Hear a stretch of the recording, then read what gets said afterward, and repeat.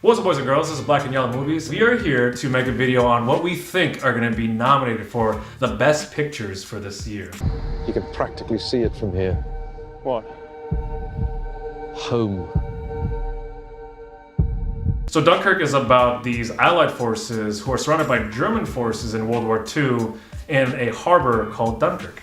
Now, Christopher Nolan is known for breaking down barriers. I mean, his films are truly unique, and he's the only director and writer in recent memories who I can think of who has a blockbuster nominated for, 8 Academy Awards in Inception.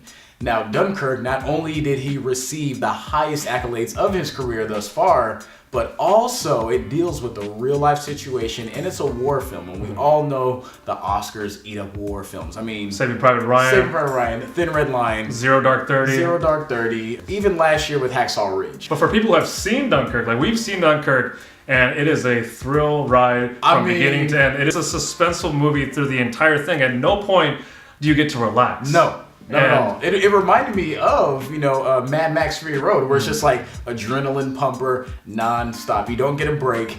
You have amazing people in the cast, and it is an ensemble cast. No one person steals the show, but then you have that brilliant opening sequence where it's like almost 20 minutes of no dialogue, and it still keeps you captivated. I think this is definitely going to be nominated just based on the originality of telling a war story in this way at 3 different times, and then the highest accolades, some of the highest of the year and the highest of Nolan's career. It has to be nominated. Call me by your name and I'll call you by mine. Early reviews are booming about this movie. I think it's the highest rated movie of the year so far. 95 on Metacritic. It's probably like 99 or 100 on Rotten Tomatoes. The story is about a 17-year-old played by Timothée Chalamet, and he falls in love with his father's older research assistant. Yes, played by Armie Hammer. Armie Hammer.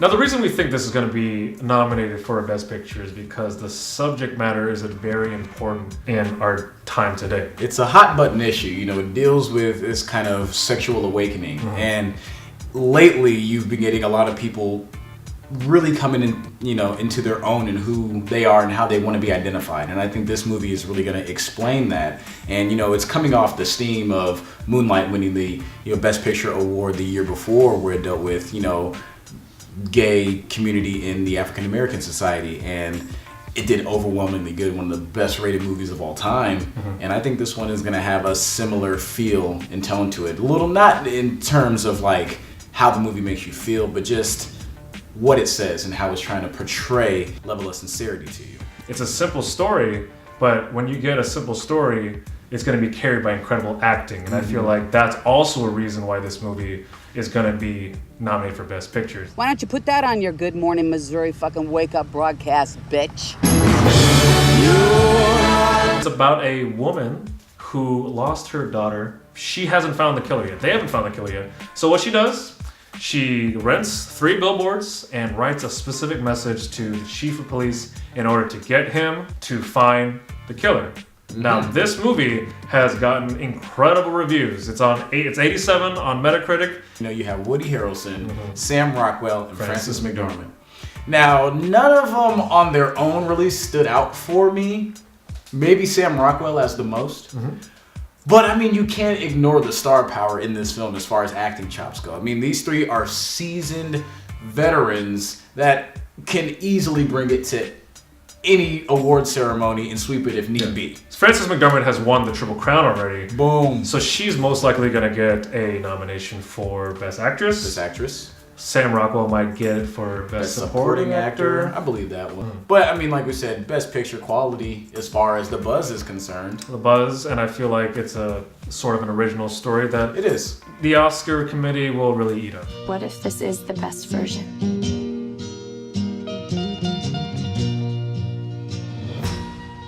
It is 94 on Metacritic. Is being eaten up by people. People love this film. Saoirse Ronan does carry the film. Her being a rising star, I think that is reason for this to be an Oscar darling. She's so young, yet she brings such viciousness to the screen. Although we thought it was solid, we didn't think it was a completely original type of film. And you don't have to be completely original to win an Oscar or even be nominated for an Oscar. That's just the type of movies we like to go for. So we didn't give it glowing reviews. We thought it was solid for what it was.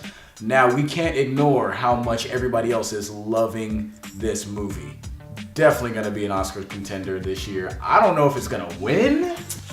It might get close. It's going to get close. I think this might be the one that's like everybody pegs to win, but I don't know if it will win. Not only that, but Greta Gerwig directed this movie, and she's been getting a lot of Oscar buzz too. She'll definitely get nominated for director, and I think for screenplay as well. I think if this movie deserves one Oscar nomination, even if it's not my biggest film of the year, I definitely think it's the screenplay. I think it was kind of pitch perfect, and I believe it is an original screenplay, so to have something that well done, just original screenplay, no template to go from besides maybe your own experiences and other films that did something similar before it, I think it's a kudos just on that merit alone. And I hope Greta Gerwig actually wins something because I think she's kind of like the hipster cute, and she's in one of my favorite hipster movies, which is Frances Ha, which is amazing beyond belief. Go see that if you haven't seen it. A bomb is a terrible thing to waste. So Get Out was written and directed by Jordan Peele. You may know him from Key and Peele and also Mad TV, a movie that came out really early, came out in February, but there's so much buzz and it was so well liked. The budget was $5 million. It ended up making $175 million. Ridiculous. And the reason is because it's a good movie and it's a good, solid story. Not only that, it also deals with some social issues that we have to this day. It's a little engine that could. You know, it's a movie that a lot of people didn't, you know, even Jordan Peele didn't think it was going to be a huge movie. If you listen to interviews that he's on, he didn't think this was going to be a big blockbuster or it's going to make that much money. But the fact that it's to this day, it's December right now, and people are still talking about Get Out. People are still talking about, wow, that was a really good movie. I feel like this buzz and I feel like this train of love by the fans are going to make it so that the Oscar committee has to give it some kudos. And I feel like a nod for Oscar Best Picture is the kudos that it's going to get.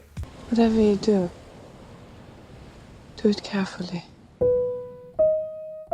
Now, this is directed by Paul Thomas Anderson, one of my favorite directors as far as just unique style, weird subject matter, not even weird subject matters, but just very pocket subject matters. And then, of course, it features who? The great Daniel Day-Lewis. Daniel Day-Lewis. In the trailer, we also did a trailer review for this that you can watch on our channel, but in the trailer, it seemed like he hides messages within the clothes, right? Yes. And he falls in love with this woman, and he really loves her, but at the same time, towards the end of the trailer, he starts to become unhinged a little bit. But also Paul Thomas Anderson. He has been Oscar bait before, and it was with There Will Be Blood, which also starred Daniel Day-Lewis. Boom. So these two people have made magic before. They make magic. And guess what? Daniel Day-Lewis doesn't do a bad movie. He doesn't do bad movies. Because when he chooses a movie, he chooses it carefully, because you know why? He leaves for 7 years of his life to research and to really endow himself into this character.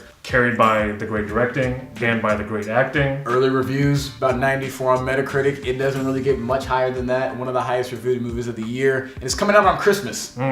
Christmas. If that's not Oscar bait enough, we don't know what is. If I told you about her, what would I say? I wonder. Now, if you know anything about Guillermo del Toro, he's a very imaginative director, and that came through in full force with Pan's Labyrinth. And that was an Oscar baby. And I think it was a sleeper hit. A lot of people who were versed in movies knew about Guillermo del Toro from, you know, Devil's Backbone and Kronos, but the world at large didn't really take notice of him until Pan's Labyrinth dropped. Pan's Labyrinth dealt with the Spanish Civil War and it had some fantasy elements into it. This one is very similar in that vein. It deals with the Cold War and it has fantasy elements to it as well. That to me is just brewing for some Oscar nomination, and it's been a while since he's been mentioned. He goes, okay, I'm just gonna take something steeped in reality and then flip it on its ears, put you on your heels, and give you something completely original. I think that's what the Oscar committee eats up. They go, okay, this is original, but it's steeped in reality, and I think this movie is gonna be amazing. Early reviews are amazing. What are we at? 86 on Metacritic, which is no small feat. That is critical acclaim at that point. I think this one is going to be a good contender. Not a huge contender, because I don't know if it's going to be a box office draw, but I still think it's going to do well. Whoa. go. Come on.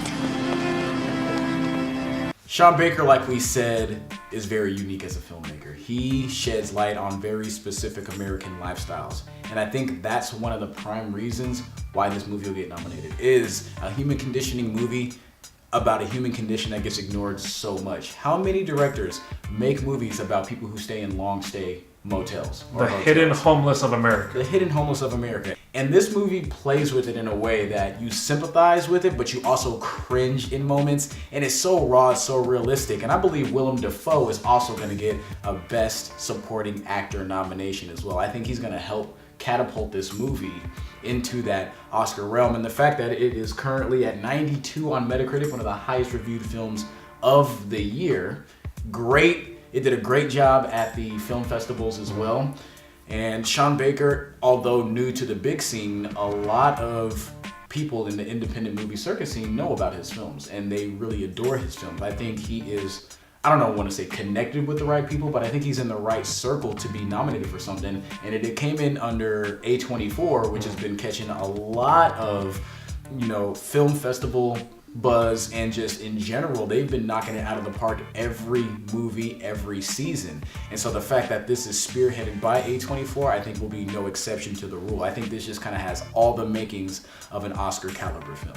All right, well, that was our Oscar predictions for 2018. If you guys have your own list, or you guys disagree or agree with some of our picks, please comment below or give us a thumbs up and subscribe. And we'll be back next week for another video review or another video like this. Or trailer reaction, who knows? Yeah, well, see you guys. Get Out was directed and written by Jordan Peele, who you may know from Mad TV. Yes! I don't know if that's where you really know him from. Not from Key and Peele, man. Not from Key and Peele, Mad TV. You gotta keep that. That was good.